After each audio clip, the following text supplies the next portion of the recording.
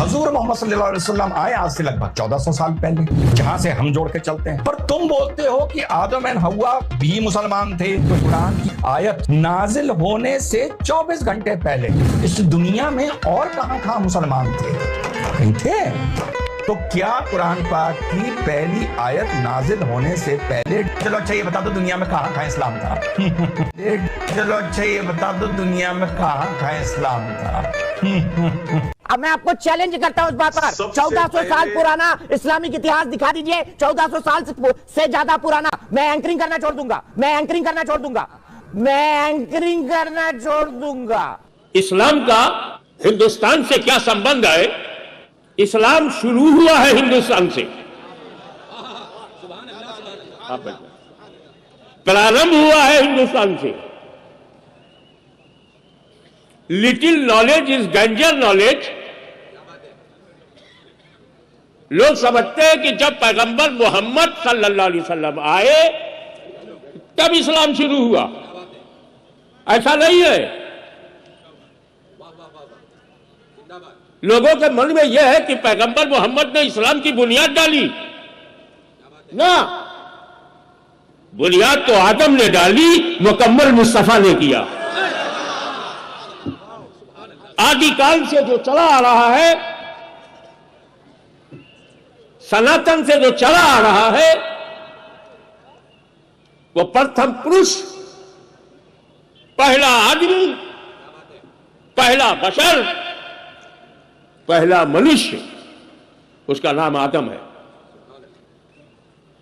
वो तौहीद की बुनियाद, एक ईश्वरवाद, वननेस ऑफ गॉड ऑलमाइटी, उन्होंने इंट्रोड्यूस किया और इस्लाम की बुनियाद डाली। ये जितने हिंदू, मुस्लिम, सिख, ईसाई हैं, धार्मिक हो या ना हो, आस्तिक हो या नास्तिक हो, सब आदम ही की औलाद है। गुजरात के मुसलमानों, तुम सैयद, शेख, मुगल, पठान में बट जाओ, मगर औलाद आदम की हो। और गुजरात के हिंदू भी आदम की औलाद हैं, तो आदम ही हमारे पूर्वज हैं। तो पूर्वज की तरफ जब पलटोगे तो आदम का दामन पकड़ोगे। क्योंकि जितने इंसान है अलग से पैदा ही नहीं होंगे, आदम ही की औलाद है, तभी तो हम आदमी हैं। तो जितने भी आदमी हैं सबके दादा आदम हैं। और वो मनुष्य के रूप में पहला पैगंबर, पहला नबी, first profit in A form of a man, he was first profit. और जन्नत में थे, अकेले जन्नत में थे। इतने बड़े मैदान में न जाने कितने लोग थे और न जाने कितने लोग आगे आबाद होंगे। But Adam, first profit in A form of a man, he left paradise, जन्नत छोड़ा, धरती पर आए।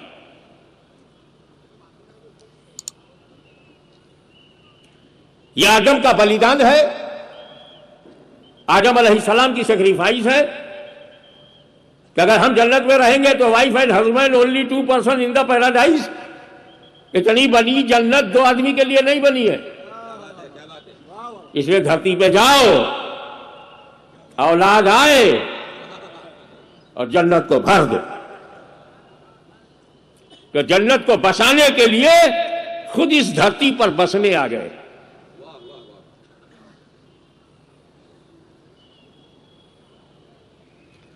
जन्नत से धरती पर जब आए, कौन? आदम अलैहिस्सलाम। कौन? पूरी मानव जात के पूर्वज, सारे इंसानों के दादा जब धरती पर आए तो उस धरती का नाम हिंदुस्तान है। हल्के में मत लेना भारत को। भारत पर भारतीयों का नहीं आदम का एहसान है। Profit of God almighty blessed India. उनका कदम उपमहाद्वीप भारत पे पड़ा।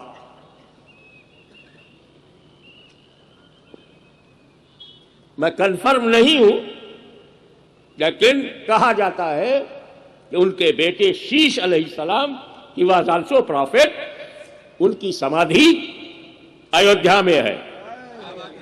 देखा आपने भारत पर कौन कौन है मेहरबान।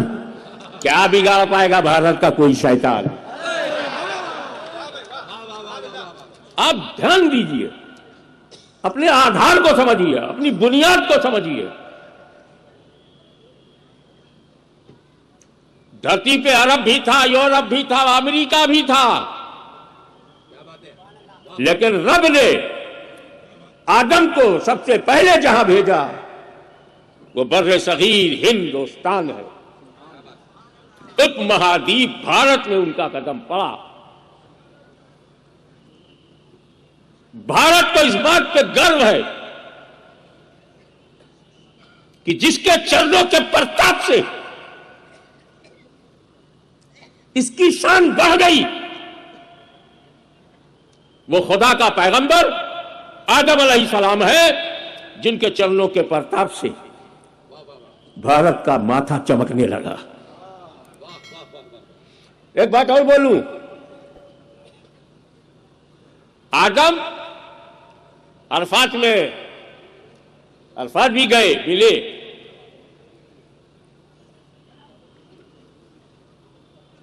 अपनी अर्धांगिनी से मिले, अपनी बीवी से मिले, हजरत हव्वा से मिले। हव्वा हम सबकी दादी है। चाहे कोई मद्रासी हो, बंगाली हो, बिहारी हो, गुजराती हो, हव्वा सबकी दादी है। चाहे कोई हिंदू हो, मुसलमान हो, सिख हो, ईसाई हो, हव्वा सबकी दादी है। अबे हमारा तुम्हारा दादा एक, दादी एक, तो इसमें घृणा की जगह कहां से आएगी? नफरत का व्यापार क्यों करोगे? जो बात मैं आगे कहने जा रहा हूं, ध्यान से सुनिएगा। आदम जब भारत की धरती पर अपने पवित्र कदम को रखा तो अकेले आदम नहीं थे। कैच करना, अकेले आदम नहीं थे, उनमें नूरे मोहम्मदी भी था।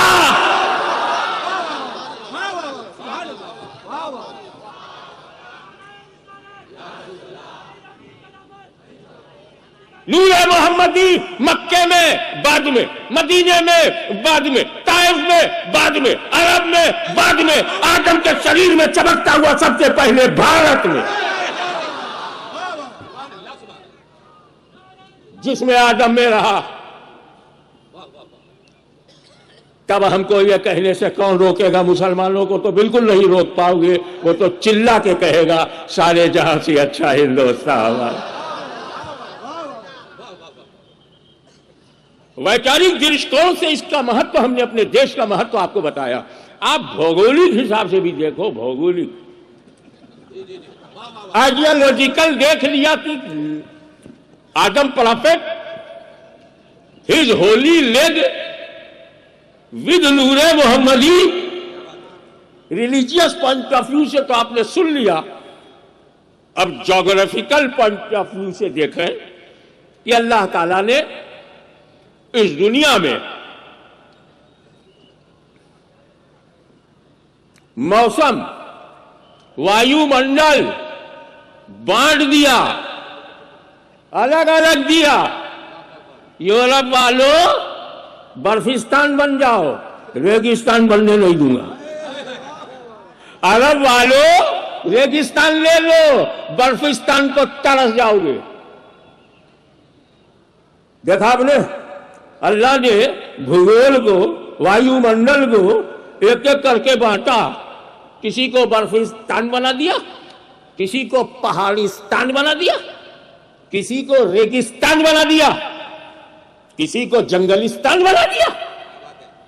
कहीं पानी इतना बरसा कि कोई नहीं तरसा, और कहीं पानी बरसा नहीं सब तरसने लगे। पानी की एक एक बूंद के लिए डिजर्ट एरिया में लोग मरने लगे। एक मौसम यूरोप को दे दिया, एक मौसम अफ्रीका को दे दिया, जंगलों से भर दिया, एक मौसम अरब को दे दिया, तापमान बढ़ा दिया। लेकिन जब भारत का नंबर आया तो पूरी दुनिया में जो मौसम बांटा था, रब ने इकट्ठा हिंदुस्तान को दे दिया। हमारे देश में रेगिस्तान देखना है तो राजस्थान जाओ, जंगलिस्तान देखना है तो मेघालय जाओ, बर्फिस्तान देखना है तो शिमला जाओ, उपजाऊ जमीन देखना है तो हरियाणा पंजाब जाओ, बहता हुआ दरिया देखना है तो गंगा जमुना सरस्वती देखो। गुजरात में दरिया, यूपी में दरिया, ऊपर हिमालय, बहता हुआ दरिया, रेगिस्तान यहां, जंगलों की भरमार यहां, और पहाड़ों की लाइन देखना है तो मध्य प्रदेश से बंबई तक चले जाओ। अल्लाह ने जो नेमतें दुनिया में बांट कर दिया था, वो सब का सब इकट्ठा हिंदुस्तान को दे दिया। मैं क्यों ना कहूं सारे जहां से अच्छा हिंदुस्तान हमारा। तो लिंक ये है कि जो पहला प्रोफेट आया दुनिया में और उसने तौहीद की गवाही दी, वननेस ऑफ ऑलमाइटी, वो आदम अलैहिस्सलाम है। तो Islam started from Adam and completed by holy prophet Mohammad.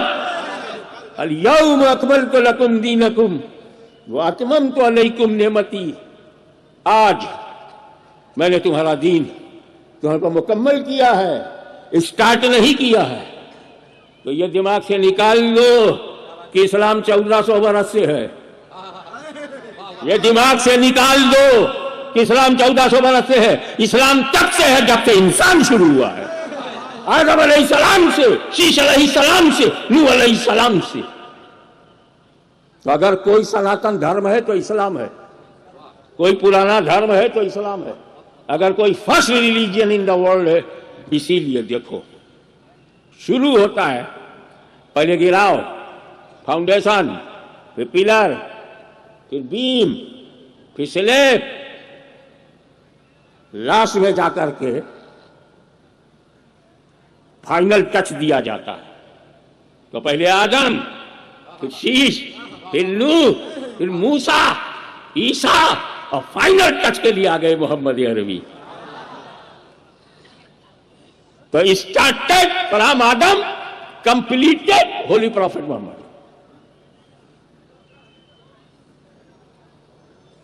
अब मक्के में पैदा हुआ।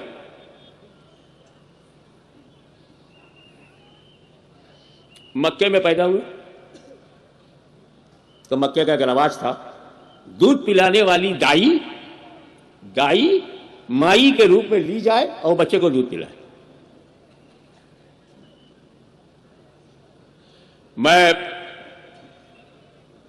बाय नेचर लॉफुल हूं, कानून और व्यवस्था में अपना सहयोग देना मैं अपना कर्तव्य पालन समझता हूं, और जो कर्तव्य पालन से विचलित हो जाए वो मनुष्य होते हुए भी मनुष्य नहीं होता। यही कुरान की तालीम है और यही गीता का सार है। देखो,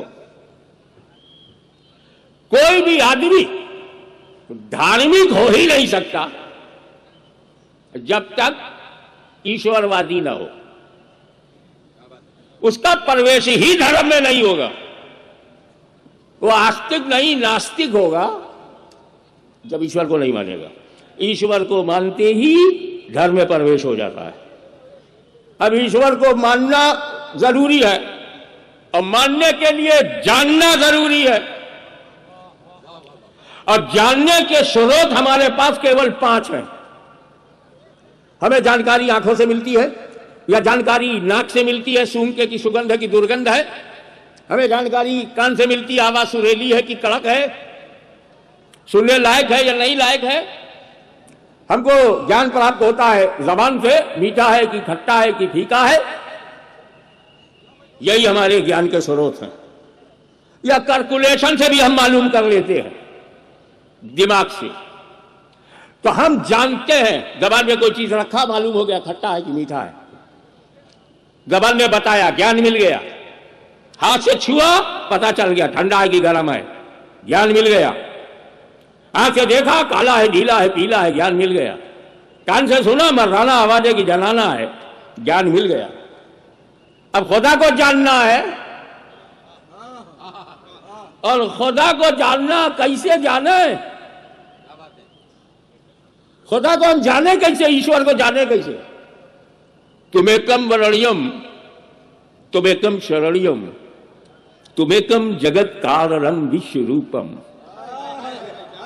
तू ही वर्णन योग्य है, तुमेकम शरणियम, अर्थात तेरे ही निकट शरण की प्राप्ति है। तुमेकम जगत कारणम विश्व रूपम, तू ही सृष्टि का रचयिता और विश्वव्यापी है। और अगर इसको उर्दू में मैं अनुवाद करूं तो तू ही काबिले हमदो सना है, तेरे ही कुर्ब में अमा है, तू ही खालिके अर्जो समा है, और तू ही कायनात को मोहित है, विश्वव्यापी है। तो जो विश्वव्यापी है वही अनंत है, और जो अनंत है वही असीमित है, और जो असीमित है वही निराकार है। हम है आकार, वो निराकार। हम है सीमित, वो है असीमित। सीमित में असीमित का प्रवेश असंभव, हम उसे जाने कैसे? वो निराकार है, हम आकार हैं। आकार निराकार को जाने कैसे? क्यों? जितने ज्ञान के स्रोत हैं, जितने सोर्सेज ऑफ नॉलेज है, खुदा उसमें आता ही नहीं। हम ईश्वर को चख नहीं सकते, उसे कान से सुन नहीं सकते, आंख से देख नहीं सकते, हाथ से टच नहीं कर सकते। तो जो सोर्सेज ऑफ नॉलेज है उसमें वो आता नहीं, तो ज्ञान कहां से आए?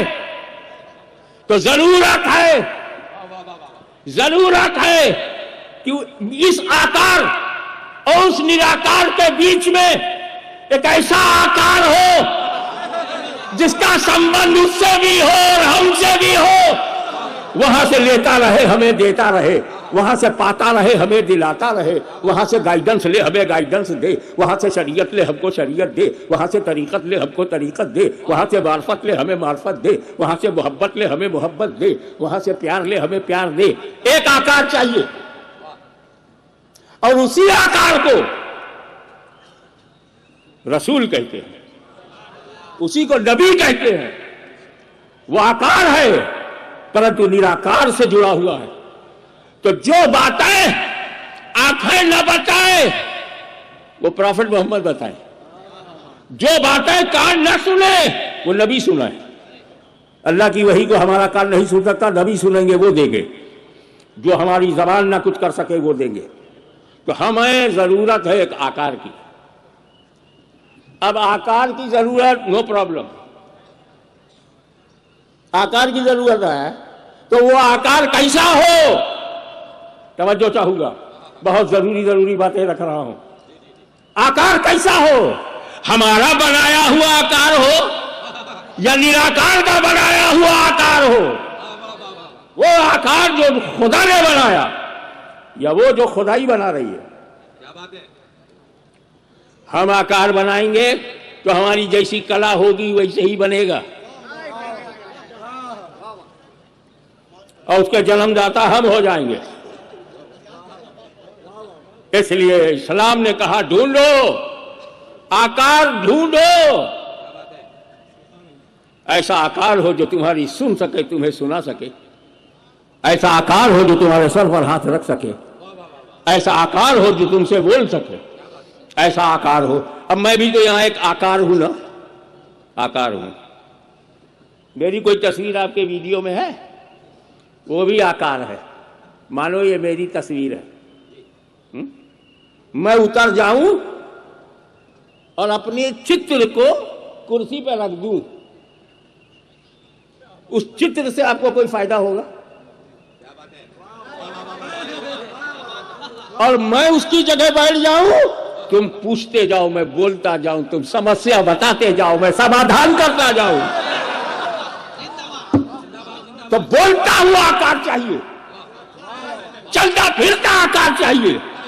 इसी बोलते हुए आकार को जब नबी की जमात में हो तो मोहम्मद कहते हैं, और जब वली की जमात में हो तो ख्वाजा मोइनुद्दीन कहते हैं।